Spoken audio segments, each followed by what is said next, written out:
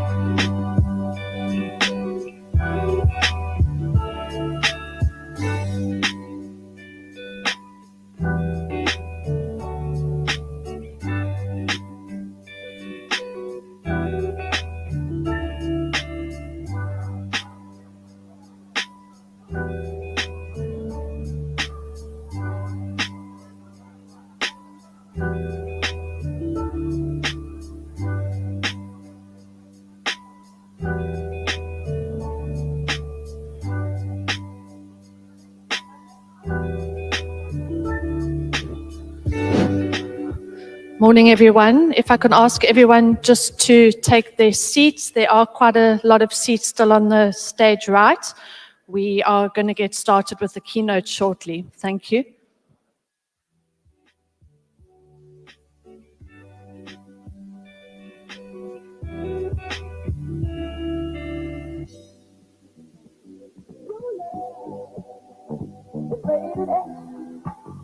That means you're extra.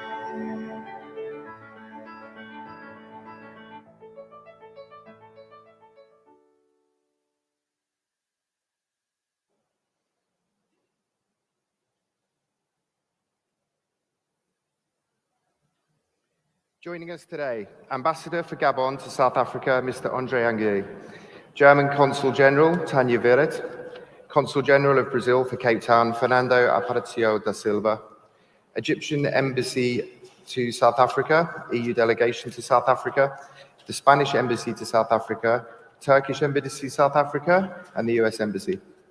Mr. Alex Wachira, Permanent Secretary, Minister of Energy to Kenya, ministers of various government departments, local government and municipality representatives, global business leaders, industry professionals and colleagues, ladies and gentlemen, all protocol observed, welcome to Enlit Africa 2023.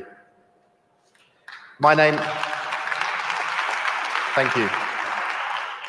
Thank you for that, because I feel a little bit of an anticlimax after the presentation. I feel I should be swinging across the stage. My name is David Ashdown. I'm the CEO of VUCA Group, the organisers of Enlit Africa, and I'm thrilled to welcome you all back to Cape Town to meet in this wonderful city at a time when the energy and power landscape is such a crucial conversation for South Africa and the continent. There are so many topics of discussion.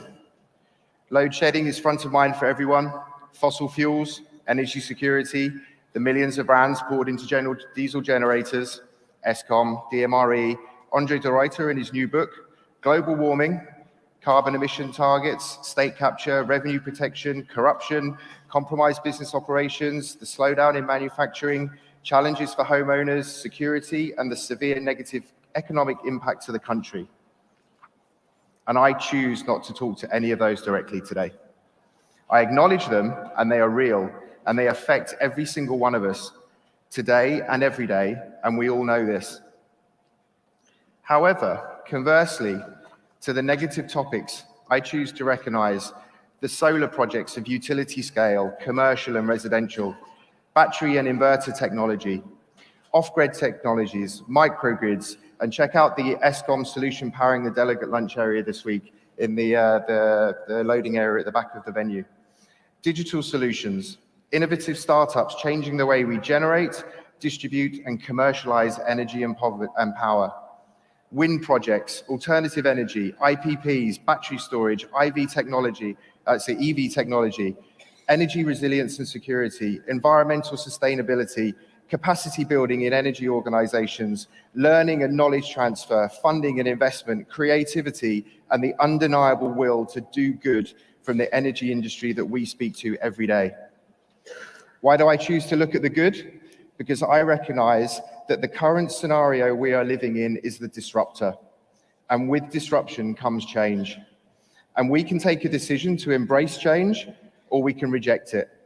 By embracing, you accept the disruption and acknowledge it. It is not going away.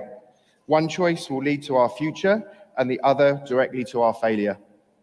But make no mistake, for the energy industry of Africa, this is our Kodak moment. It is the Uber experience. It is our time for the horse and cart to petrol engines at the beginning of the 20th century. Remember analog telephones and the digital handsets you have today? Exponential adoption of new technologies is happening, and the cost of production is reducing. Change is happening, and disruption is the accelerant to bring change faster. It is incredibly exciting, and it is an incredibly exciting time to be at the heart of it all in Africa. My wish for Africa is that we embrace the future and the solutions we create, and we are guided by an honest, authentic, and inclusive moral compass. Solutions are for the population of Africa and not for the few. We have a room full of industry leaders, exhibitors, and sponsors who influence the industry, pioneers of technology, and an audience that wants to embrace change and be educated on how to deliver change. This time is ours, and our participation at events like this will allow for the transfer of knowledge, experience, and the delivery of those solutions. VUCA Group and Enlit Africa are experts in connecting people and organizations to information and each other with the objective to create opportunity, bringing people together in live and digital environments to find that spark that creates a conversation, a relationship, a sharing information, and the opportunity to make a difference. We create an influence on the industry, but you are the change makers that drive it. With your permission, I'd like to take a couple minutes to prove how we can influence and create those connections. So, how many of you today, do you carry business cards? If you have a business card in your pocket, pull it out and put it in the air like mine. Some of you may not carry business cards post-COVID because of the handshake, etc., but it's actually a way that I would like you all to stand up. And I want you to come out of your comfort zone a little bit. We come to these events so we can build connections. So can everybody stand up in the room? Don't be shy, be bold. Shake yourself out a little bit. We're here to make connections. We're here to spark relationships, and we're here to have conversation. I'm going to ask you now to do something that some of you will feel incredibly comfortable with, some of you will feel incredibly uncomfortable with. It's very likely that the person to your left or right is your colleague. You may know them. So I actually would like you to go to the front or behind yourselves, turn around, introduce yourself, give your name, share your company, and share the one thing that has your attention about the energy industry today. Go connect, have fun.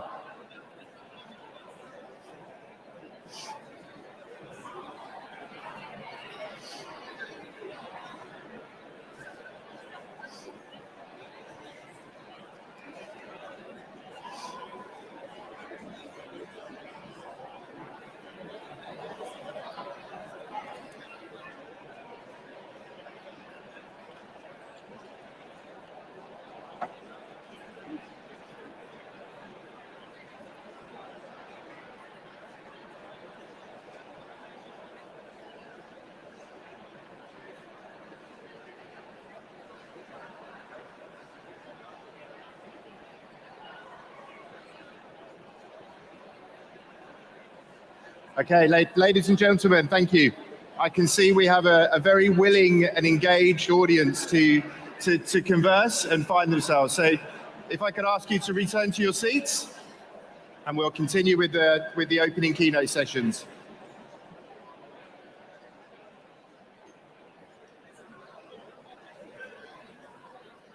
Thank you very much. We can dim the house lights. Thank you. So friends, that is why we are here. We want you to connect, engage, and inspire each other. Be brave, be bold, and look for those future solutions that exist in this room and on the expo floor today. We have a full agenda for you to immerse yourself in over the next 3 days, and a few highlights to look out for. The keynotes are hosted on this stage, and they're broadcast to the smaller stages around the venue and onto our digital platforms. The DMRE and Minister Gwede Mantashe will join us tomorrow here on this stage at 2:30 in the afternoon to talk through the budget presentation that will be delivered to Parliament today. Tomorrow night, all badge holders are invited to the Cabo Beach Club to enjoy the Enlit Africa Engage Party, sponsored by Actom, from 6 o'clock in the evening.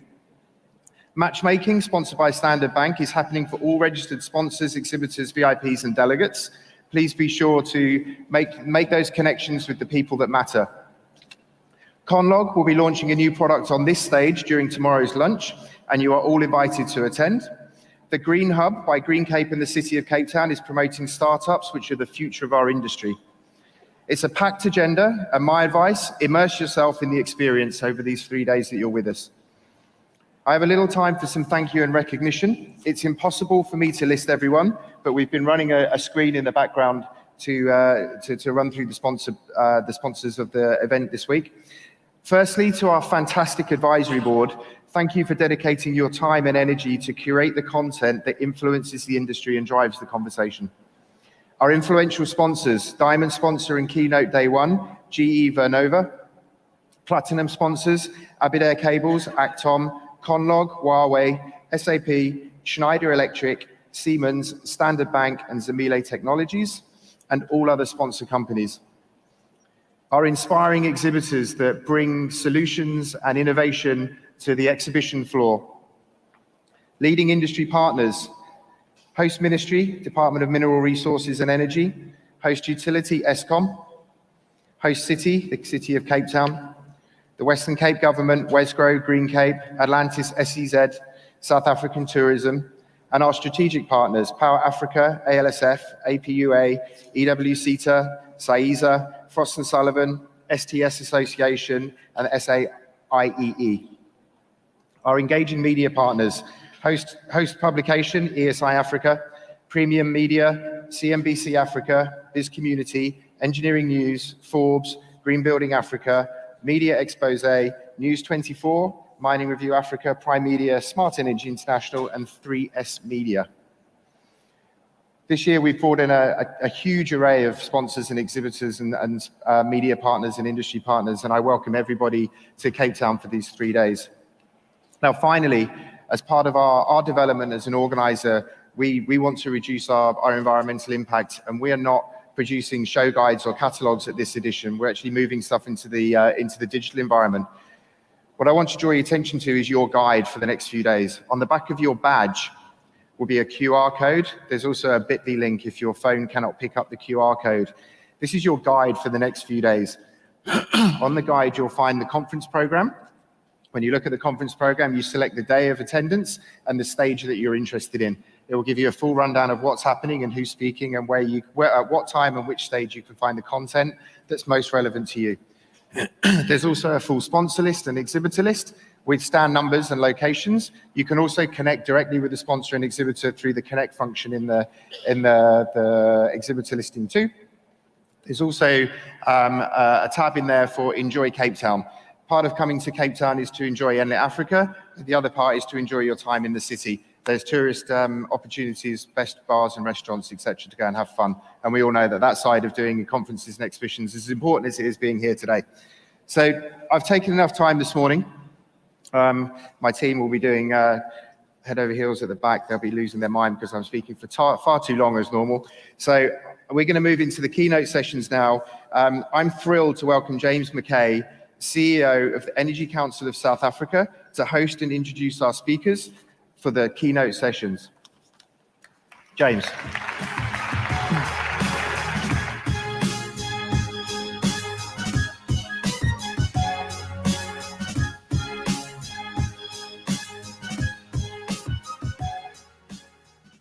Obviously a little bit shorter than you, David. Thank you.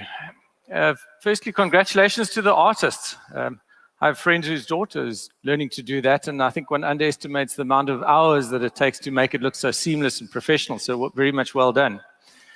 Yeah, good morning. It's wonderful to be here. So welcome to all the delegates, distinguished guests, honorable ministers. I think some may be here today, but more tomorrow. I think it's an action-packed agenda.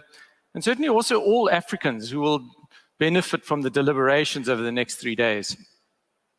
Congratulations to the VUCA Group, Enlit Africa and all sponsors for hosting this event. I'm sure it's going to be a great success. And seeing as we in the Cape, as they say up on die Weskus, die koel is deur die kerk. So it's all over now, you must just relax and let the show go.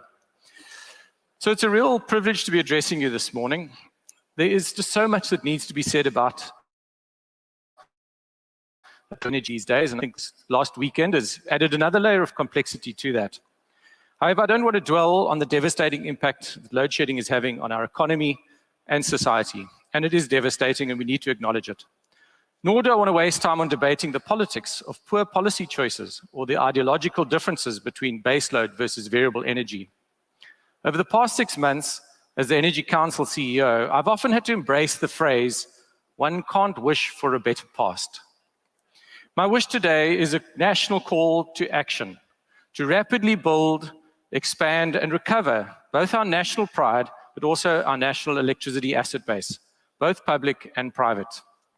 As the Energy Council, we've called for a 2030 energy ambition, which includes 56,000 megawatts of wind and solar, 8,000 megawatts of storage, 5,000 megawatts of gas to power, a recovery of Eskom performance, and the establishment of a financially and operationally strong and independent national transmission company.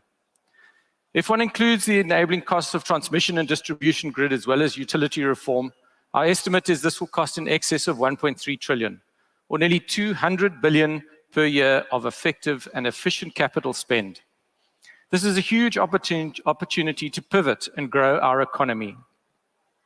Such an energy ambition will not only guarantee our energy security, but will also deliver energy sustainability by providing the headroom to decommission up to 12,000 megawatts of our oldest, most emissions-intensive and expensive coal power plants.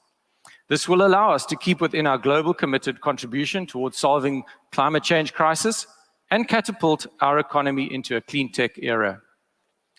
If the last decade was spent proving clean technologies, this decade has been spent commercializing them, but the next decade will deliver the most rapid technology scaling ever seen.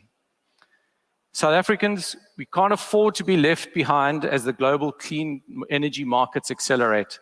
Net zero has become a policy race to secure future market share through onshoring of manufacturing, innovation, jobs, and technical skills. If we just look at the Inflation Reduction Act, Renew EU programs, but similar, China, Japan, and others, the huge efforts and investments that are being made to driving the race for market relevance. 2022 saw global clean tech investment overtake global fossil fuel investment for the first time. How will South Africa leverage our abundant resources, skills, and ingenuity to claim our future market share in this? I enjoy the quote, "The Stone Age didn't end because it ran out of stones. It ended because society chose a better way to live." So we ask, who will provide a just energy transition, and how do we address South Africa's triple challenges of inequality, poverty, and unemployment? Addressing economic and social deficits must be front and center of our energy transition investment planning and policies. But success lies in adopting a pathway of growth and abundance. Planning to thrive in a world of scarcity where fewer and fewer fossil fuel industries and jobs have relevance simply will not work. South Africa will decarbonize, and we will transition to clean technologies. The risk, however, of being a late adopter will further entrench economic and social deficits for generations to come. It is also true South Africa is not big enough to have created climate change, and nor will we be able to solve it. If, however, we can't be agile enough to recognize the economic opportunity and shift with it, we will be excluded from global markets and be much poorer for it. And I don't need to unpack CBAM and the growing global trend for adoption of similar carbon borders. As we go into Enlit Africa, I would like to encourage all participants to be bold and focused. We must be bold in our demands and action, especially with government, and be focused on what really matters for all South Africans and not the narrow interests of the few. Good luck in your debates and deliberations. Thank you.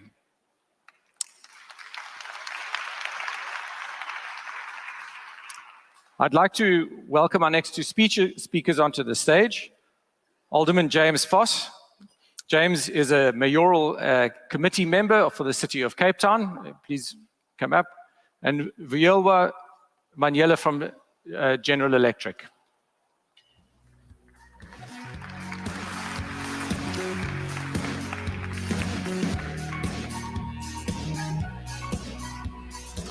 James will address us first. Thanks, James.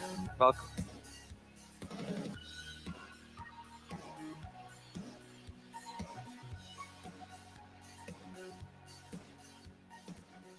Right. Good morning, everybody. Good morning. Thank you so much for joining us in Cape Town for Enlit Africa. As the host city, we really love the energy that this gathering brings to our city. No pun intended. Now, the importance of the summer taking place in this country, on this continent, at this time in our world cannot be understated. There's no hiding from South Africa's power woes. Millions of people go without power for hours every day, often putting lives and livelihoods at great risk. Now, in a recent report by Nedbank and the Township Entrepreneurs Alliance, 66% of the surveyed business owners said that they have cut jobs because of load shedding. And we know this well, but it bears saying South Africa can ill afford this job shedding. Now, with a national power supply that is still dominated by coal, it is clear that an urgent shift in policy is necessary. But the important and hopeful part of this is that it's also doable. And I know this because here in the city of Cape Town, we are doing it. At the moment, this city government is able to protect its customers from up to 2 stages of load shedding thanks to our maintenance and our investment at the Steenbras hydro pump storage scheme. And work is also underway to do much more. Phase 1 of our tender for 200 megawatts of renewable energy from independent power producers is also at an advanced stage, with contracts for this phase on track for final awarding in this year. And last month, we also launched our biggest power tender yet, the 500 megawatt dispatchable energy tender, that is part of our plan to protect residents from the first 4 stages of load shedding within 3 years. Now, under this power procurement program, our focus is also on buying power from dispatchable technologies, including gas to power and also battery storage. We also want Cape Townians to know that each and every one of them is part of the solution, and through our Power Heroes campaign, which will entail automated remote switching off of power-intensive devices at peak times, this will also roll out very soon. The City of Cape Town will also start paying customers cash for the surplus power they feed into the municipal grid.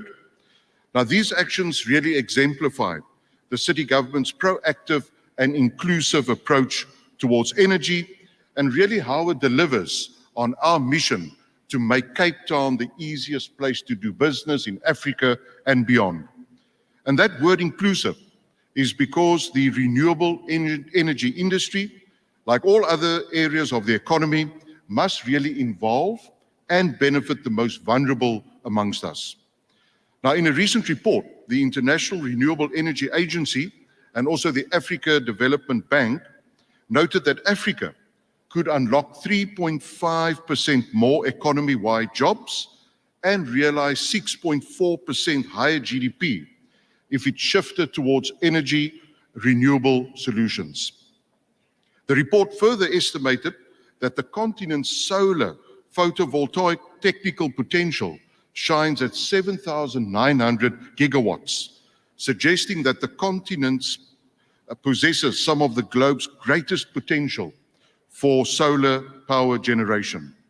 And so when factoring in the added potential of 1,753 gigawatts of hydropower, 461 gigawatts in wind energy, and that clean energy solutions are statistically far less costly, it becomes very clear that a serious investment in renewable energy will power up jobs and our economy.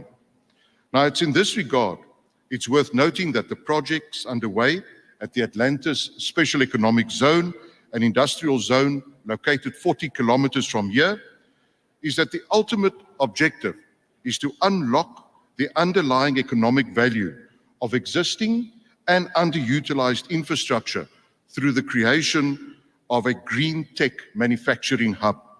We are expecting wind turbines, solar panels, insulation, biofuels, electric vehicles, materials recycling, and green building materials to be manufactured in the Atlantis Special Economic Zone in the near future. The city government also works very closely with industry partners such as Green Cape to drive skills development of the small businesses and people in Cape Town into this green energy transition. I've also had the great fortune of meeting many of the Cape Townians who have benefited from our programs. I recently cut the ribbon at the opening of the Enlit Africa. It's an energy company that has a presence in South Africa and Malawi, who will set up a 20 megawatts per annum solar panel assembly plant here in Cape Town, which is being operated by women technicians only. So, ladies and gentlemen, the situation is dire, but it's not hopeless. There is light at the end of this tunnel, and as government, industry, civil society, we have a duty to help our society get into that light. And to reach it, we must remain steadfast and transparent in our commitment and in our communications towards solutions. And so as a city government, we are also very determined to be very transparent in our actions. As the member of the Mayoral Committee for Economic Affairs here in Cape Town, I had the pleasure last week to launch Cape Town's Ease of Doing Business Index, in which business owners and investors hold us publicly accountable for our business-facing services. And it consists of a set of indicators spanning across multiple municipal departments that deals with construction permits, business licenses, all linked to real-time frames, because we know that for business, time is money. And so it's really this sort of energy that should fuel all of our actions as government officials. So in closing, ladies and gentlemen, investing in green energy in Africa is good. It's very necessary for both business and planet. And so therefore, as the City of Cape Town, we really stand ready to help unlock this amazing continent's potential and move towards a cleaner future together. Thank you so much.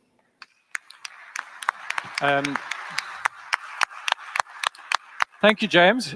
He has to rush to a mayoral committee meeting and make decisions, but we appreciate his presence here, and thank you very much. Viola, would you like to take the stand? I think you have also a presentation coming up. Thanks. For the last 130 years, we've electrified the world. Connected communities. Illuminated possibility. Delivered prosperity. We've played our part in building a world that works. But time stops for nobody. And neither do we. It's time to go harder. To provide more sustainable, affordable, reliable, and secure electricity for all. Before it's too late. The next 130 years start right now. Right here. The world is depending on us to innovate and collaborate. Electrify and decarbonize. Revolutionize. It's on us to make change now.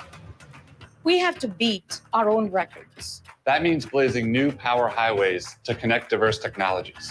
And powering toward net zero. While providing electricity for 700 million more people.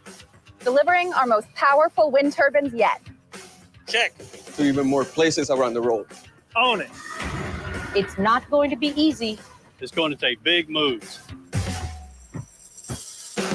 But hey, we have the experience, the people, and the pioneering spirit that can power the future. And help decarbonize the planet. It's not just keeping the lights on. It's digitizing and orchestrating the grid. Developing modern and more affordable nuclear technologies. Scaling and utilizing lower carbon fuels. It's time to show the world what a new era of energy feels like. We've got this because We've got The energy the energy To change the world. la energía para cambiar el mundo. die Energie, die die Welt verändert. दुनिया को बदलने की ऊर्जा. l'énergie de changer le monde. Together, Pinashkir Energy. The energy to change the world. Let's do this. We have the energy to change the world. That is our singular mission at GE Vernova, continuing to electrify the world while simultaneously working to help decarbonize it. Ladies and gentlemen, good morning. My name is Vuyelwa Mahanyele, and I lead GE's gas power business across SADC and East Africa. As an industry, we're gathered this week to reflect on efforts we undertake tirelessly to transform our regions and to transform our sector. We do this so that our countries can compete on a global stage. And we operate across different and difficult parts of the energy value chain so that we can provide the right catalyst for sustainable growth within our region. And despite all our efforts, energy access to our region still remains the lowest across the world. I think we can all agree in this room that access to energy is not just about a quality of life. It's essential for health, social welfare, and economic growth. And yet this continues to be the daily struggle of the average African. At a macroeconomic level, I think we all recognize that energy shortages are a serious drag on economic growth and job creation and industrialization. And so when we talk about the energy trilemma, within our region, there is a fourth element which is just as urgent. And that is the need to develop these large infrastructure projects to create much needed jobs, skills, and industry that is required to lead this continent forward. Decarbonization, which is the central theme of everything we undertake, is not as straightforward as many of us would make it out to be. It's not simply about wind, solar, battery, hydrogen, which, by the way, are critical aspects of our electricity system. I think what we should learn as a country and as a continent, especially since the global disruption that our energy sector has recently undergone, when confronted with the choice between industry shutdowns, rolling blackouts, and the welfare of our citizens, reliable, dependable, and dispatchable, and in some instances, carbon-emitting energy sources have their role to play in electricity generation. Without recognizing this fact and planning proactively to incorporate these assets into our system, we will achieve neither emission reduction nor energy security.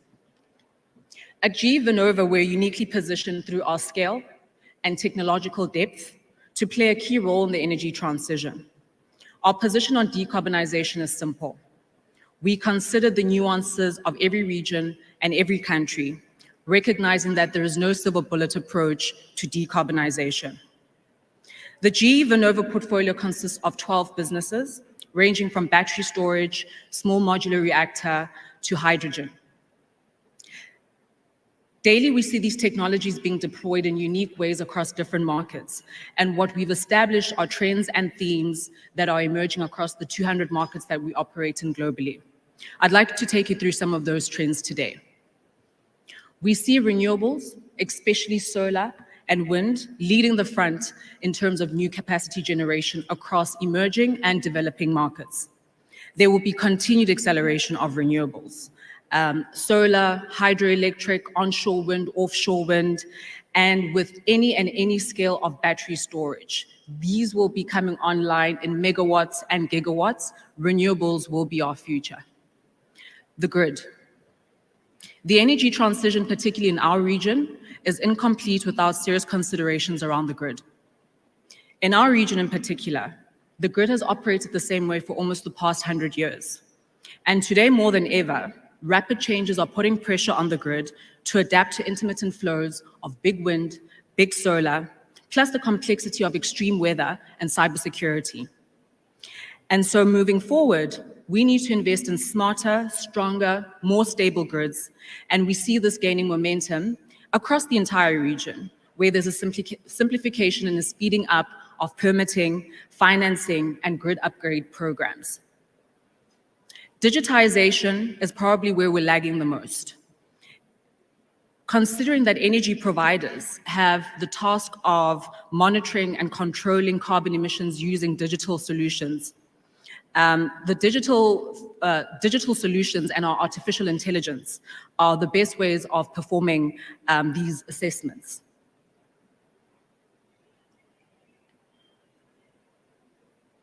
We're also seeing that hydrogen, carbon capture, and battery energy storage are solutions that are more eminently being monitored for their auxiliary services to the grid.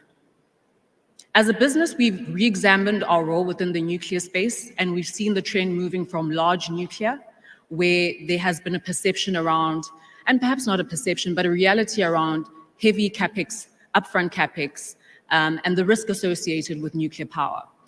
But that being said, we cannot deny that the long-term, over the life of plant, nuclear power plants remain the key source of zero carbon generation, and we see small modular reactors bringing down costs within this segment.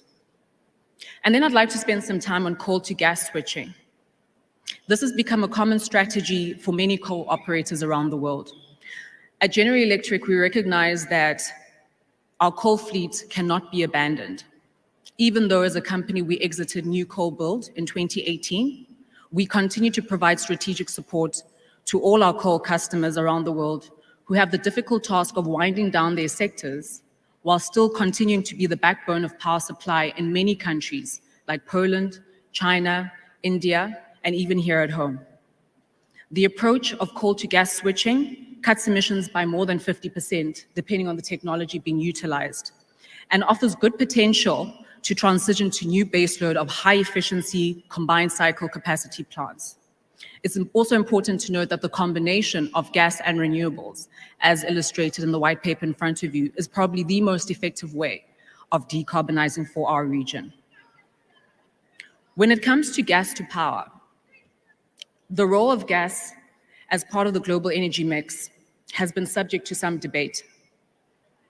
Natural gas is playing a critical role as a transition fuel around the world, and for us, the future of gas looks positive. More so in our own region, where there's been significant discoveries of natural gas resources across countries like Mozambique, Nigeria, Ghana, Senegal, and more recently, Namibia. These finds will be critical to support power generations in Africa's industrialization. The latest high-efficiency turbines, gas turbines that is, aren't just more economical, they're also flexible, making them perfect partners to the high injection of renewables onto our grids. GE gas turbines are also hydrogen ready, and so they are a destination technology, having more experience running on hydrogen-related fuels than any other OEM in the world. Our latest reference comes off the back of COP27, where we commissioned our first hydrogen-to-power project at Sharm el-Sheikh, which is the first hydrogen-to-power project within our region. Gas turbines will be positioned to support a zero-carbon future, not leaving customers with stranded assets. And then maybe lastly, let's talk about the breakthrough technologies. To decarbonize thermal power, we're looking at significant investments around the world for low carbon intensity fuels like hydrogen, syngas, and renewable gas.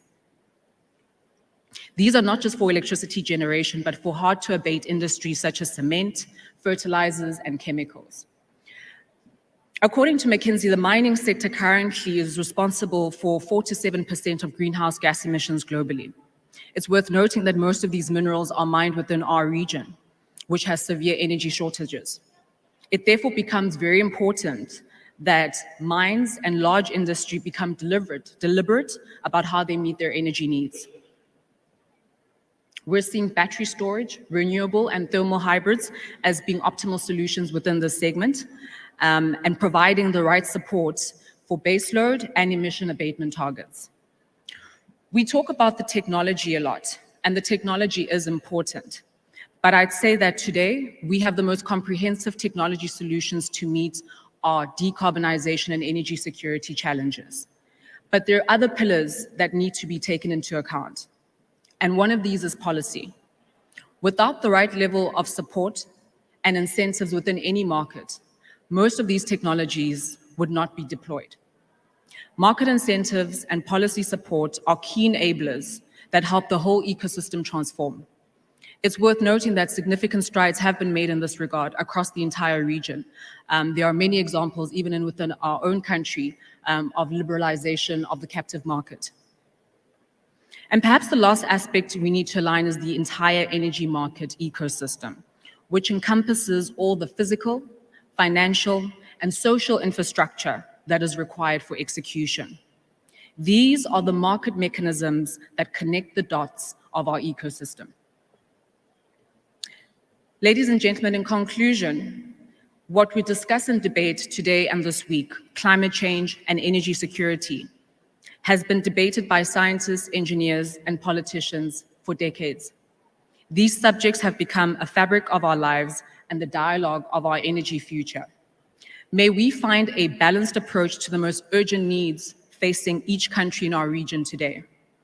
The needs are varied and nuanced and need to be treated as such.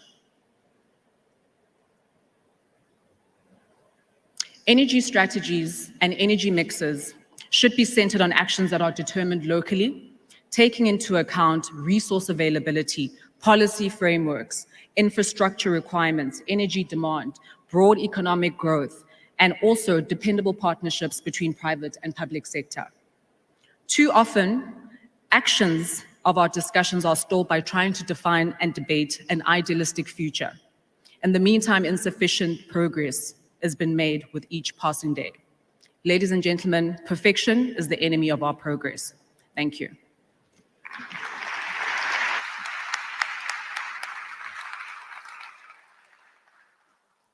Many thanks, Viola. I think I'd like to introduce and welcome onto the stage our next two guests for the fireside chat, Acting GCE Caleb Kassem from Eskom and Exec for Transmission, Segemorge Skeepers. Please give them a warm round of applause.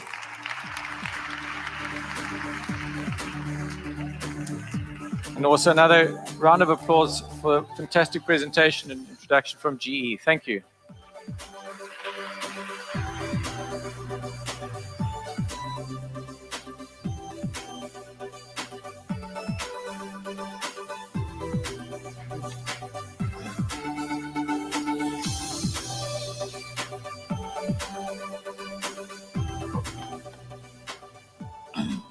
Okay, so the much-awaited fireside chat. So it's not the hot seat. I think definitely from where I'm sitting, it feels much hotter. No, I think it's fantastic to be here. I think we have all said this morning, we have to acknowledge that certain things are not working in the economy, and we do have an energy crisis. But we also have to be sort of honest, and we have to engage and sort of robustly understand what are we doing about it, how do we take action, and how do we sort of come together in order to solve this. I certainly believe it's not an individual thing, it is a collective set of actions that we do have to take. So thank you very much for availing yourselves, executives of Eskom. We really are looking forward to this. Thanks, Caleb. Thanks, Segemorge. Okay. Just a quick introduction. So as the Energy Council, I mean, our mandate is a national one. It is really sort of representing business. It was established by business to focus on and target the energy transition of South Africa.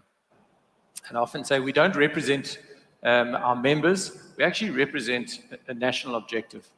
And business, as our members, is also represented by both public and private sector. So Eskom is a founding member and a board member, as well as the Central Energy Fund, as well as the IDC. So I think we have a unique positioning, being able to bridge and create partnerships in that light. One of the sort of important aspects which we've also adopted, which I think is well understood internationally, is the energy trilemma of energy security, energy sustainability, and energy affordability. And as I said earlier on, there are major challenges in achieving this, and we see this internationally. And certainly in the South Africa context, we've lost control of the energy security leg. I think also in international examples, we recognize and can see that recovering short-term energy security is paramount, and it trumps everything else. So if we need to sort of spend more money and sacrifice some affordability, or we need to sort of burn more fossil fuels in order to recover energy security, those are things that generally internationally has been demonstrated as a way to go. However, long-term energy sustainability is energy security. And this is really because the energy transition is not a climate change issue at this stage. It's really a market, it's a commercial, and it's about economics. So with that sort of little bit of background, if we could dive straight in, and maybe let's start with energy security. Maybe, Caleb, we start with you, but we know we're going into winter. We've got an increase in peak demand, which puts a lot of extra stress and pressure on the system. Eskom has been preparing and I think ready to engage business broadly around the winter plan. Can you give us some insights and a heads up as to what does the winter plan look like? What are the next couple of months? What are your thoughts and prognosis around load shedding and load curtailment? What could you share with the audience today? Thank you. Yeah, James, thanks. Obviously, from an Eskom perspective, we've done a number of permutations supported with Sekhumoto's team in terms of the system operator. I think if we start off where we were a year ago during winter, we had 3 units of Kusile that were operating, which no longer are available during this winter. That equates to 2,000 megawatts. We've also had last year this time both units of Kuberg operating. That's another 900 megawatts that's not available to Eskom as we embark on this winter. So we're really starting the winter, James, on the back foot of minus 3,000 megawatts, which makes it very difficult. We do acknowledge that it is going to be a tough winter, but what's most important is we must acknowledge Eskom's shortcomings as well. The unavailability factor that's averaging between anything of 16,000, sometimes up to about 19,000 megawatts, that is key to reducing the impact on the winter outlook. And that is Becky Nomalo and his team and generation. And when I had a session yesterday with the executive management, we all agree in Eskom, for now, the most important is assisting generation to manage the winter to the best of our ability, whether it's the support functions, the procurement, the financing, the legal, etc. It's key to minimize the impact on load shedding during this winter. The reality is going to be tough. If we can keep the peaks at stage 6 or lower, and during off peaks at stage 4, I think we're going to have a successful winter, understanding where the winter is looking at in terms of the permutations. We do see there is a positive relief going forward as Kusile comes back towards December. That's 2,000 megawatts by the end of December, according to our recovery plan. And then you commission another unit in terms of Kusile Unit 5, and then we deal with the performance of the rest of the fleet. So yes, objective number 1, minimize and keep the load shedding as low as possible during the winter period. Priority is stabilize and make sure we're in control of the grid. That's the most important thing. And my colleague will add that at the end of the day, we have a capable system operator that manages the grid, and their interventions in terms of load shedding is to prevent this issue of a blackout, which I'm sure James will touch on later. Thanks. Thank you, Caleb. We're definitely going to come back to the transmission and system operator issues. Just on the issue of load shedding, I often feel that media and the public at large have this sort of EAF number, the holy number that is at 50% and it must be at 65%. But I think sometimes, trying to kind of box the entire sort of performance of our national system into a number doesn't really unpack what's in it. And I wonder if you could, you've alluded to the 3 units at the Kusile, which we know is due to the stack that collapsed. There's still another unit, but we've also got a unit at Madupi. We've got the outage of Kuburg.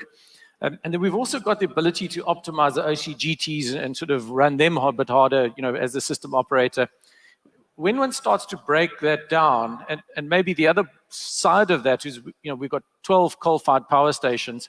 And when you look at the sort of performance across those, sort of the bottom third actually seem to be performing really well. So we do have some little pockets of excellence and gems that are still running well. We know probably the top end are not running well. Maybe Tutuka's the worst performer. And so if we start to break this down and be a little bit more, sort of look at these as individual items, we can have a better sense of confidence around the planning and actions to recover this. But I don't know what your sense is on how best to sort of create a bit of confidence and understanding in the public domain around the conversation. Yeah, so definitely at the management level and even a board level, we're looking at it not only from a per power station level, especially the bigger stations that are not performing, but each unit. And then for each of them, we have an action plan. I think within that, there are key elements. Many of them within Eskom's control, which we need to actually resolve. And I've challenged the generation team and management that we must stop the excuses. What's within Eskom's control, within Eskom's procedures? Let's make sure we can accelerate that within governance and add megawatts to the grid as quick as possible. Every 10 megawatts makes a big difference. And to your point, we believe in terms of this recovery, in the next 2 years, we want to recover 6,000 megawatts across the fleet. That's in line with the recovery plan, supported with information as we share with the NECOM and the support from government. So 6,000 megawatts, and if you think about it, we're dealing with stage 6 at this point in time. So yes, I think there is positivity to actually look at. If we couple that and we add the other megawatts outside of Eskom in terms of the IPPs, the bid windows, as well as in terms of the energy action plan and the private megawatts that are currently sitting in the intra in terms of the presidency outlook of some 10 gigawatts. The key to unlocking that, and our previous colleague touched on it, is to unlock the capacity challenges and constraints on the transmission grid. So in the short term, generation is key, but for security of supply in the medium and longer term, it's all about the transmission grid in terms of unlocking that. And then how do you manage that grid with stability as more and more renewables come online into the future? Thanks. Thank you. And maybe it's a good opportunity, Segomoko, to just talk quickly about sort of more the system operator. And maybe just as a start, the one aspect also I'd like to understand a bit more is that how are the peakers being used now during the season? I mean, does the system operator have sufficient access? Have we got budget? Have we got enough diesel? Can more be done to optimize that? All right, James, thank you very much. Yes, the peakers are a very important part of the mix and a tool at our disposal. For this coming year, quite a lot of financial resources have been made available for the peakers. Clearly, they are expensive in that we use diesel. And I think the budget for both Eskom and the IPP peakers is of the order of 30 billion rands for this year. And so we do have that tool at our disposal, and we will use them as is necessary to reduce the stages of load shedding.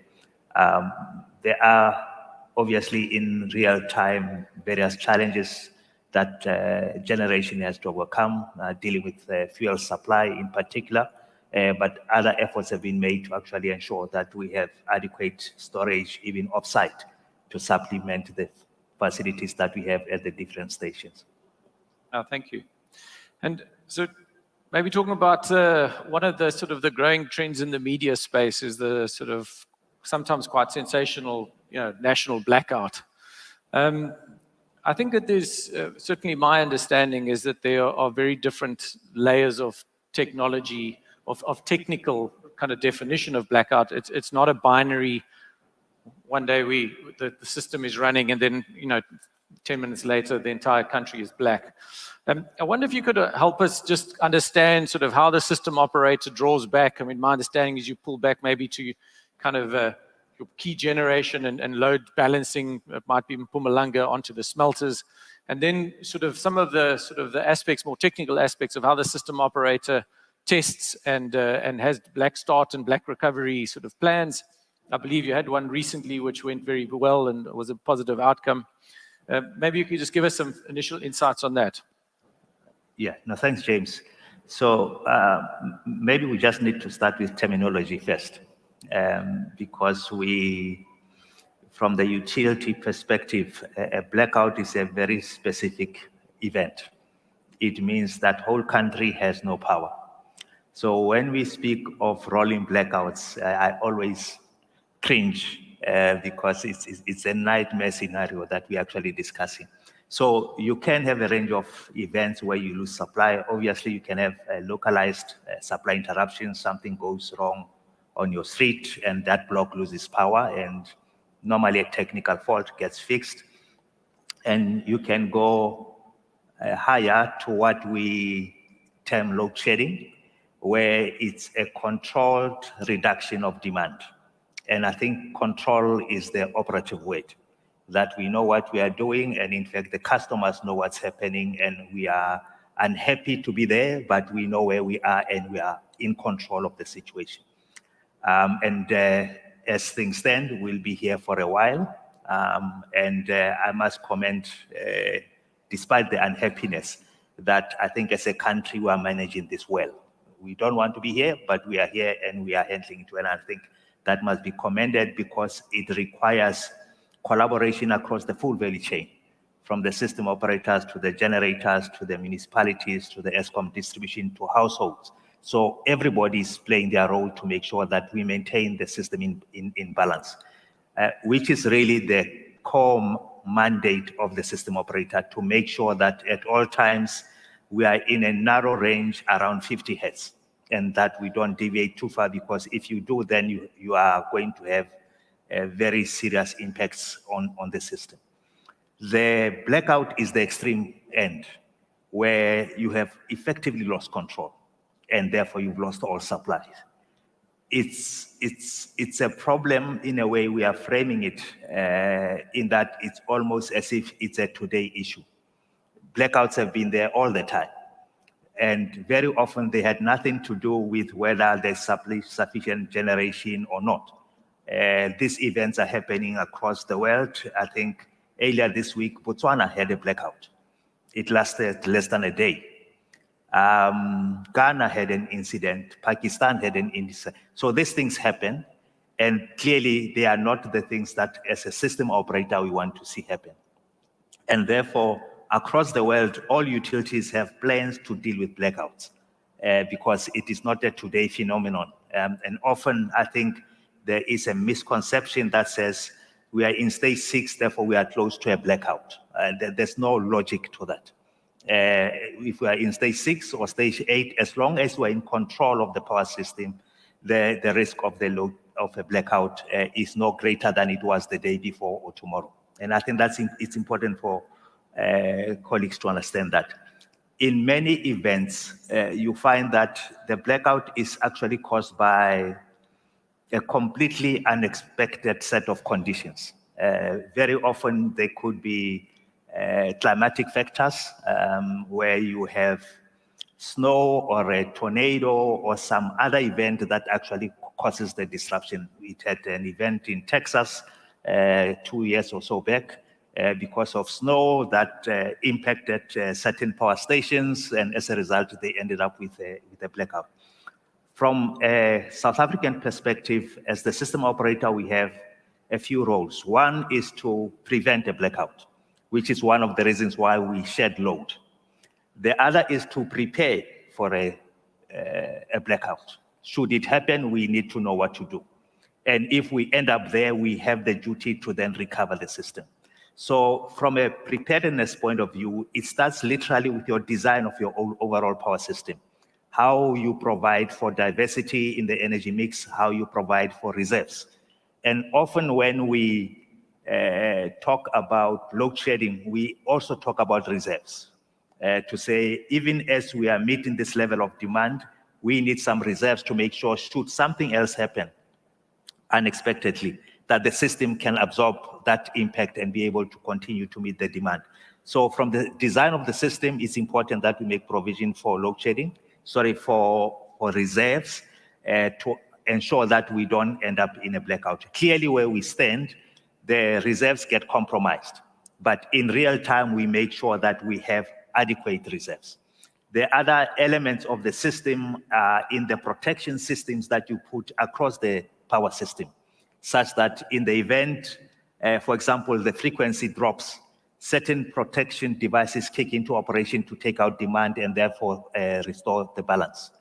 And then in the extreme, you also have black start facilities that say, should you end up in a blackout situation, what will you do to reboot the system?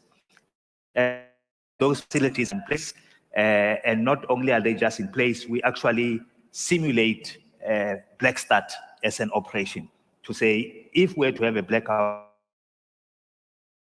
this will work, and we do a real-time test of actually shutting down a power station, restarting it, taking out demand, repowering that zone, and then reconnecting to the rest of the grid. So those tests are done, and we had one very recently that was also done very successfully. So it's something that we do as a matter of course. It's not because we are load shedding that we have to do this. It's something that is there clearly as a last resort that you would need to know that should we end up in this position, we are able to recover the system. Thank you very much. I think it's a very positive and a very good explanation.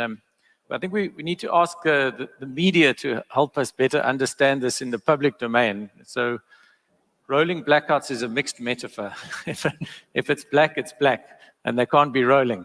So I think there's load shedding and there are blackouts. And a blackout is then an external event. You know, I was actually, there might be some more technical people in the room, but I was reading recently around the frequency control. And for these large sort of spinning equipment, big turbines and generators, I think the stat said that over a 30-year life, that machine can run for 90 seconds outside of the 1.5 degree deviation from 50 hertz. So once you get to 48.5 hertz, you've got 90 seconds in total for the life of that machine that it can run at that stage. So you can imagine, you know, when you do have a load supply imbalance, the protection must kick in. That system has to work. But the external events, as we saw in Texas a few years ago, as you referenced, external weather events, external type of those events, I think is really where the blackout part comes into it. Maybe you could also just kind of comment quickly, the NRS committee moving to defining stage 16 of load shedding. Is that just being overly enthusiastic and making sure we got belts and braces, or how do we view that? Yeah, Eskom is a participant in these committees, and we do provide technical input. From our perspective, it's a good thing to have in place. We hope not to need it, but should we need it, it is important that it be there. And maybe I just need to talk briefly on this point while we are here, because as we speak, our schedules stop at stage 8. And there's often a question that's happened, what happens beyond? It's almost as if stage 8 is the cliff and then the next thing is a blackout, which is not the case. Because again, if we are in that position, from the system operator point of view, we would do what is necessary to reduce demand off schedule, but we'll reduce demand to ensure that we maintain supply and demand balance. Clearly, having schedules go beyond stage 8 helps us cope better with the disruption. as customers, as industry, even our households. So the work that the NRS committee is doing, I think is good work. I think there's lots of consultations and debates, but it will really just make it easier for us should we end up there. Clearly, we hope not to get there. And what Kelly referred to around the recovery efforts by our generation colleagues, the new supplies that we are seeking to procure, is all aimed at not getting there. But should we end up there, I think we need to, we are better off knowing how to navigate in that space. Thank you. James, if I can just add, I mean, if I move away from the technicalities, I mean, one of the biggest questions that's asked to myself from various stakeholders, is the country going to experience a blackout? I have all the confidence in the staff at the system operator. We will never get there. I don't lose sleep around a blackout as the acting CEO or when I was the CFO. I lose more sleep around will we touch stage 8, because we need to manage that. But I have the confidence, as Sekhamotso has highlighted, this team has been operating the system under stress, in particular for the last 3 years. And even in the last week, and there's been a number of times where it gets very close to getting to the higher stages. But the competence that they possess in conjunction with key generation people is critical. As James has highlighted, they are making decisions by the second. And we must allow them to do that and have the confidence and support them. So personally, I'm not losing sleep on a blackout. I'm more stressing about going beyond stage 6 up to about stage 8. But with the generation recovery, coupled with demand-side management initiatives, and every little bit we can do, especially during the peak hours, to reduce our consumption, will contribute to the South Africans not experiencing that higher stages of load shedding. Maybe last but not least, you know, around the blackout, it's asked by the board and everyone. From a technical perspective, there are so many checks and balances in place. You need to actually reach about 7 control checks to eventually get to a blackout. And that is why, from an Eskom perspective, we have confidence in the team, but more importantly, in the controls that are placed. But we've already tested, if we get there, how can we recover in terms of the black start, as you've indicated, James. Thanks. Thank you. Maybe a last question on the transmission side, Sekhamotso. I think we all understand that in the development of new generation, grid. It's what we hear all the time. Can you give us any insights as to the progress and timelines for the unbundling of the TSO or the transmission system operator, or the establishment of an independent, operationally and financially independent national transmission company, and the ability then to kind of raise appropriate and sort of execute capital that we know is in a very good transmission development plan that was developed by Eskom? I'll start and Sekhamotso can come in. I think first and foremost, while we're embarking on the unbundling, there are a few steps to complete. But to your first point, even before that materializes, let's make sure we don't waste time on the expansion and the strengthening of the grid. Following the debt relief, the tariff decisions, the one positive where Eskom finds itself financially, this is the first time in a number of years that we could then release capital expenditure for generation, transmission, and distribution for the next 3 years. Even in our corporate plan that's approved by the board currently, we don't envisage borrowing for the next 5 years, which means that from an operational perspective, many of those important capital projects can be executed. I'll now ask Sekhamotso to explain the key items that remain in terms of the unbundling process. Thanks. Yeah, thanks, James. On the restructuring, I think this has been a long journey. And I think if one looks at the 2019 Eskom roadmap by the DPE, it actually refers to the 1998 Energy White Paper, where the concept of unbundling Eskom was actually put to the fore. So since 1998 to now, we've really been slow in execution. But we have, since the roadmap came out, made a lot of effort to deal with the ring fencing of transmission and eventually to move the transmission business into a new subsidiary. The subsidiary company has been formed. It's registered with CIPC. And we've done due diligence. We have done lots of consultations as necessary with staff, with organized labor, with the lenders, suppliers. So we are almost at the tail end from a transmission point of view. Quite recently, we've had the public hearings for the licenses for the new company, because as we speak, the transmission license is held by Eskom, and the new subsidiary must apply for its own license before the Eskom license can then be revoked. So the public hearings have happened, and we hope to get a decision from NESA by the end of this month or early June, and we hope it will be a positive outcome. So far, there isn't anything that we have heard that indicates it will be otherwise. Caleb, as CFO previously, and the acting CFO have done lots of footwork and engagements with the lenders. And I think the debt solution for our balance sheet was one of the factors that I think the lenders had wanted clarity on, and that is now in place. So the work on the lender consents is quite advanced, and we hope to get that through in the next few weeks, hopefully.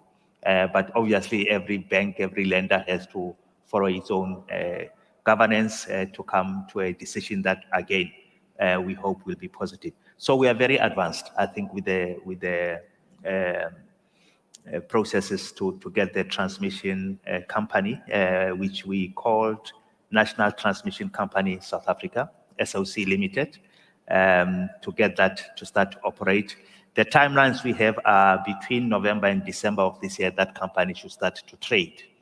Now, there's more work that is happening in parallel at the national level around the amendments to the Electricity Regulation Act, which, once those are passed, will move us into a different domain in relation to the market for electricity. But that aside, we are very advanced with regard to getting the NTC to operate. That's very promising. Do you envisage a wholesale trading market being set up sort of in parallel at the same time, or do you think that that's going to be a following phase to the NTC? We suspect it will have to be as part of phase 2, because when you've gone through the legislation and the regulations, there's lots of ambiguity regarding electricity market operator function. It's not covered in the legislation, and hence it couldn't be licensed. So we expect that to follow shortly afterward. We are, as we speak, simulating that competitive market internally. So we are fairly advanced on the systems between ourselves as a market operator internally and our power stations and so on. But this is not impacting the external world. But with the passing of the Electricity Regulation Act, I think it will move us into that dimension. But there'll be more work that needs to be done between ourselves, the regulator, and other authorities as well. So that, we believe, is something that will follow. It's not a straightforward thing to get to today. Well, that's a very positive development. We look forward to kind of seeing and following progress. I think everyone will generally recognizes that we need to shift investment and opportunity into the private sector, but must shift with risk. And so we need the grid, and we need that market structure to be robust and well designed. So I think that's very positive. I'm going to switch just a little bit to also to talk about government and NECOM and the role that NECOM is playing in the sort of recovery of the energy crisis. But maybe just before that, and on the road to talking about government, Caleb, a difficult question. Maybe you can talk, just give us a little bit of insight as to the leadership succession plan. What's the timing on that? Any Yeah. heads up? So James, the board is currently with the interviews for the next CEO of Eskom. Obviously, they will conclude on that process. They will make recommendations to the shareholder, and then the shareholder would then follow the necessary governance processes that will go via cabinet. So I guess it also depends on who that incoming incumbent is, their notice periods. Personally, I would like it as quick as possible, so I can try to normalize my life as well.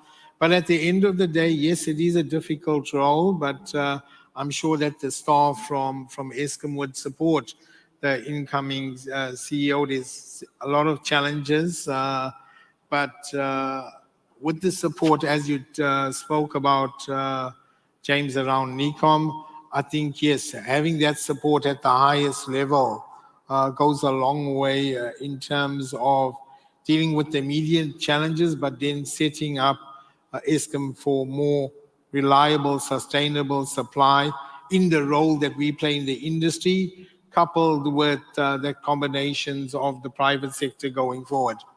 But yes, it could be anything between 2 months to 4 months, etc. I'm hoping it's not 6 months, personally. It always sounds easy to go hire a competent person, but it never is.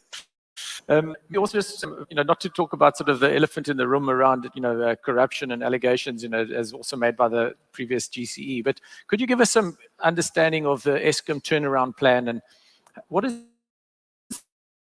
the thing at leadership of to deal with these corruption issues?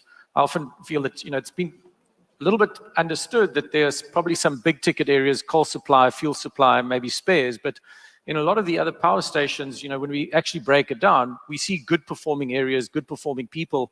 I think that the previous CEO actually very much acknowledged the hardworking people, and I've certainly been also my experience. But can you give us a little bit of insight as to how leadership is sort of tackling this very difficult problem and approaching it in the turnaround? Yeah, definitely. From an Eskom perspective, I think firstly you're going to separate corruption across the different divisions, including the corporate structures and support functions. What we do find is definitely certain areas where the evidence and the amount of investigations that occurs is much higher, and that's where the focus areas are. What is positive, I think, with the confidence in terms of what the board and the management are doing around corruption, in terms of our whistleblowing platforms, the number of items that has been raised on a monthly basis is increasing. So we see that as a positive indicator. Obviously, in terms of the investigations that we have to get through, we have brought in a lot more resources to deal with those investigations. But on the negative side, what we are finding is a number of cases, you eventually get charges that get laid, etc., arrests made, but there's the lack of convictions, and setting those examples for maybe the more higher profile cases is what is missing to instill the confidence not only within Eskom, but the greater society. So until we get some of the bigger profile cases where those that are charged land up in an orange overall, it's almost that you get a sense there's no consequences for the malfeasance and that breaches of governance. So that's what we need as Eskom, and more importantly as a country. But what is positive, James, the support that Eskom security and management are getting from the security cluster. We've seen, for example, just within the last year, about 300 arrests made. If we look at just ghost vending, there's about 30 people were identified. They're awaiting trial, but we need the convictions to instill that confidence.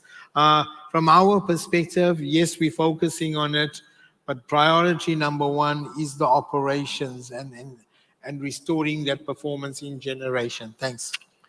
Thanks, Caleb, I think also sometimes we forget the size of Eskom. It's our biggest corporate. If my numbers aren't right, well, you can correct me, but I think about 46,000 people, 260 billion revenue. Is that?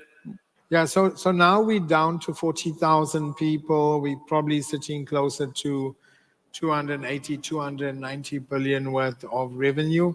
However, expenses are huge, as indicated by Sekhamotso.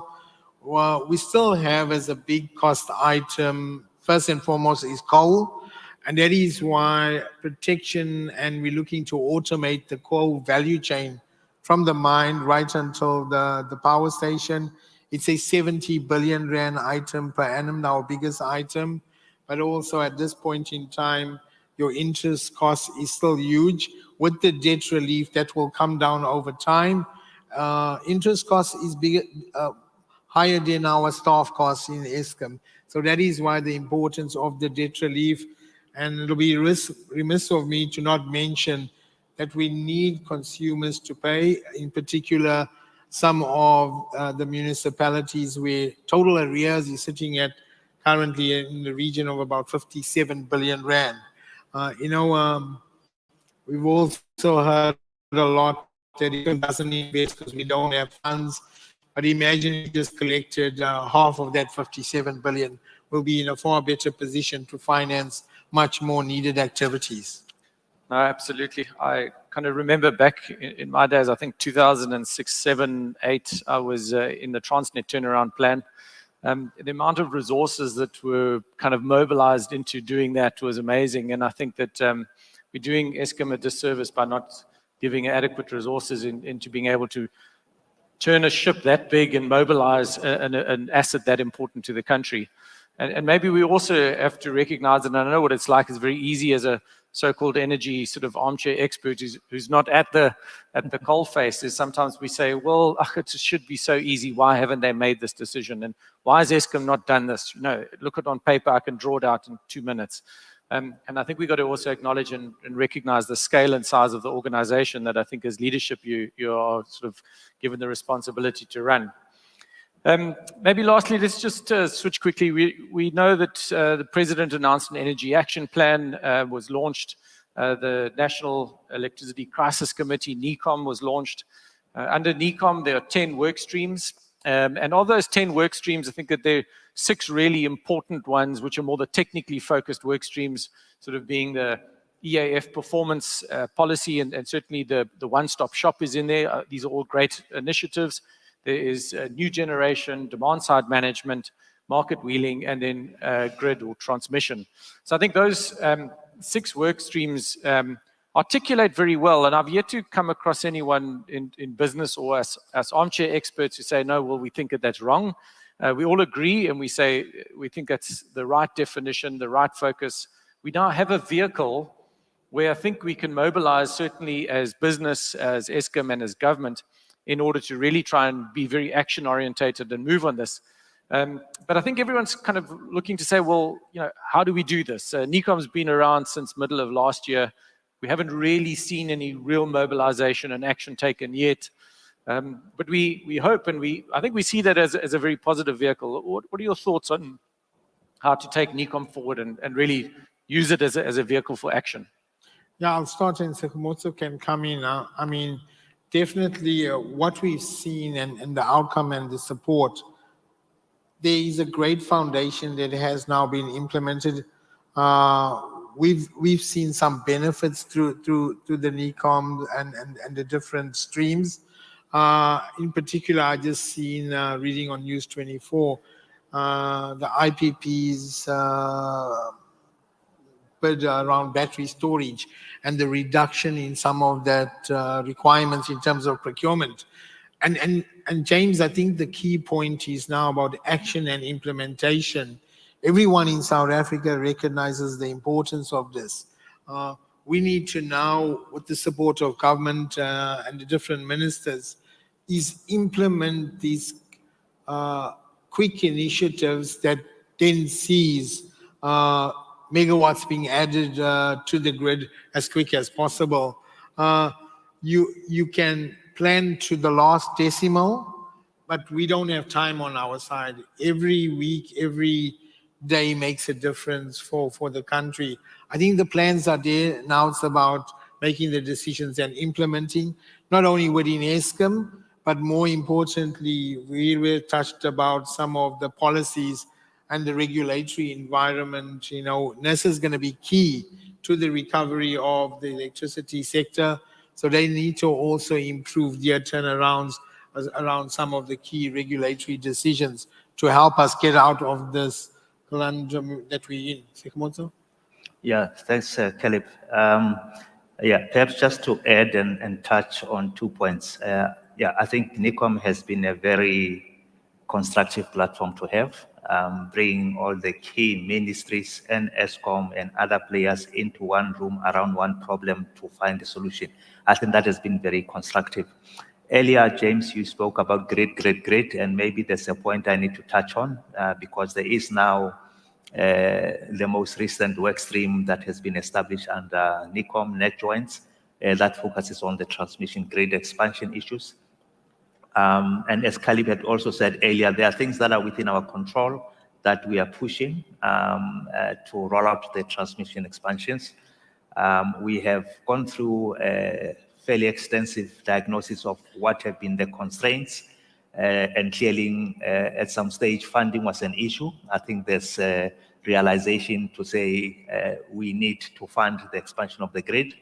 As we speak, more than 80% of our 5-year capex is funded, it's approved, and we are now focusing on the rollout. We've had challenges on the environmental side, and the DFFE has really come to the party. I think they probably reduced their turnaround time on EIAs by more than 50% from a time point of view. So there's a lot of efficiency that they've introduced in assessing their applications and then coming to a decision, which I think is a very important contribution to the lead time to roll out the infrastructure. So sorting out the approvals, government, I think, is really stepping up. Another dimension has been around securing the right to construct on private land. The preferred method is to negotiate and come to an arrangement that we pay you a market-related fee for the right to transit your property. In the event we agree to disagree, we have the option of expropriation, which is executed by government. That mechanism has not been tested for a long time, but in the last quarter of last year and the first quarter of this year, we've actually activated that process, and government has come forward, and we've been successful in expropriating more than 24 properties for us to be able to construct. Clearly, as I said, that is not the preferred way. The expropriation, you still get compensated at market value. So you're getting what we believe is a fair compensation for that. But we prefer just to negotiate, given that we see the landowners as partners. They are our eyes and they are our ears, and we really want to have a positive relationship. And in the main, we do. But we can't be everywhere to watch every tower across the country. So I think we are making a lot of positive movements on that front. And also with the latest net joints work stream, we have all the key parties that are also helping to help unblock some of the areas where you have constraints. Maybe the last point to make is also around the acceleration that we've adopted EPC as an additional delivery strategy. Traditionally, we had designed the lines and done all of this ourselves. We have concluded that it's important that we actually partner with the private sector through EPC to help fast-track the rollout of the infrastructure. We do have what I believe to be world-class capabilities, but you can't easily scale them up. And therefore, it's necessary that we partner with others to help us speed things up. So I'm feeling fairly positive about the rollout of the infrastructure. And as Caleb said, we are running out of excuses. We are focusing on execution, and really that is the next challenge. And when we talk next, I think we'll be able to give more sense of where we are, but we are on track, we are making progress.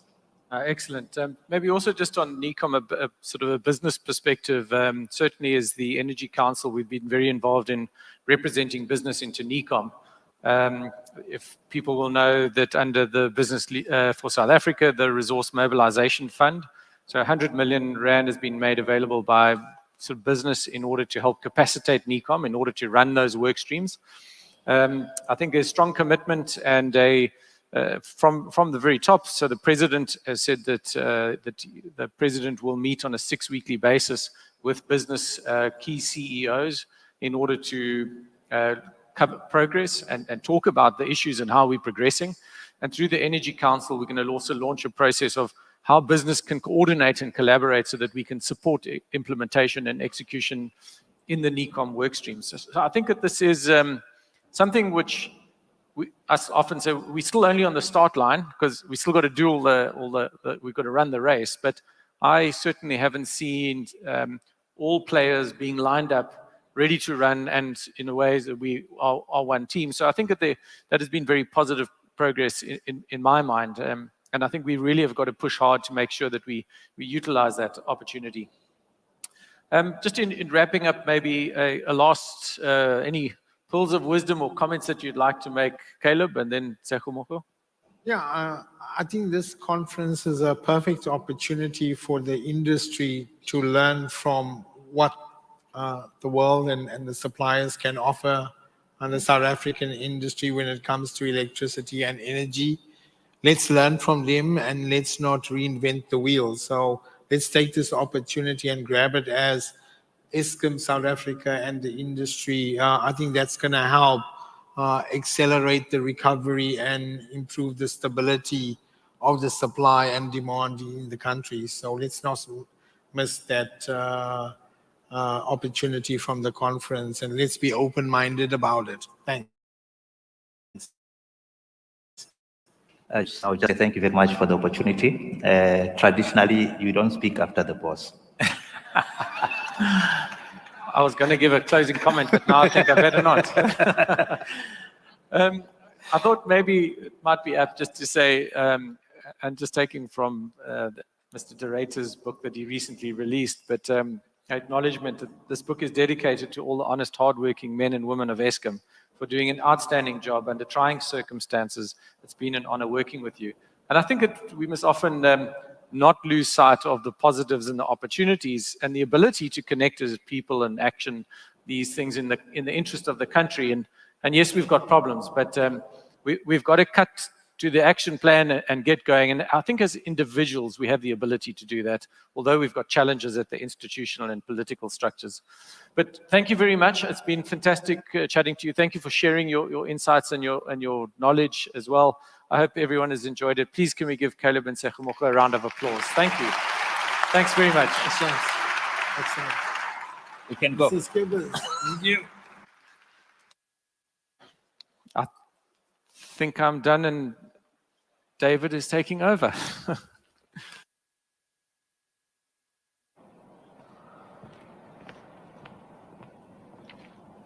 Okay, thank you, ladies and gentlemen. That wraps up the keynote session for this morning. You'll find coffee refreshment areas on the exhibition floor. Please help yourself to refreshments. Please engage with the exhibitors and sponsors. Please network, please connect. And more than everything, please enjoy the day. And obviously come back for another 2 days while we're here in Cape Town. You've also have, I believe there's sessions in here probably starting in about 45 minutes. This is called the main stage once the keynote is finished.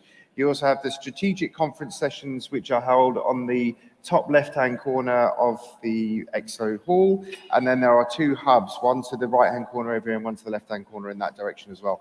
So please, thank you very much. And please, once again, a big hand and a thank you to our speakers who are fantastic.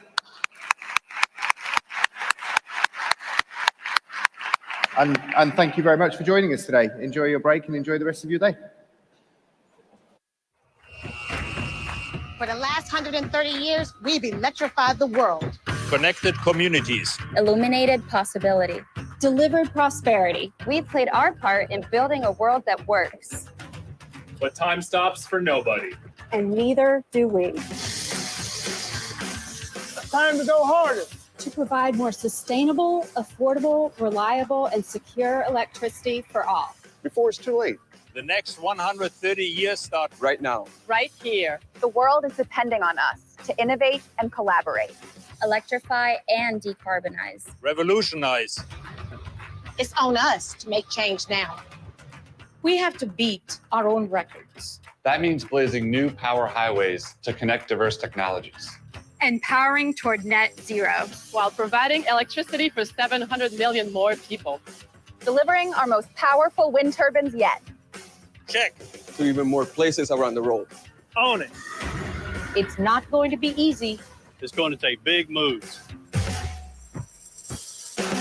But hey, we have the experience, the people, and the pioneering spirit that can power the future. And help decarbonize the planet. It's not just keeping the lights on. It's digitizing and orchestrating the grid. Developing modern and more affordable nuclear technologies. Scaling and utilizing lower carbon fuels. It's time to show the world what a new era of energy feels like. We've got this because We've got The energy The energy To change the world. La energía para cambiar el mundo. die Energie, die die Welt verändert. दुनिया को बदलने की ऊर्जा. l'énergie de changer le monde. Together, connected energy. The energy to change the world. Let's do this.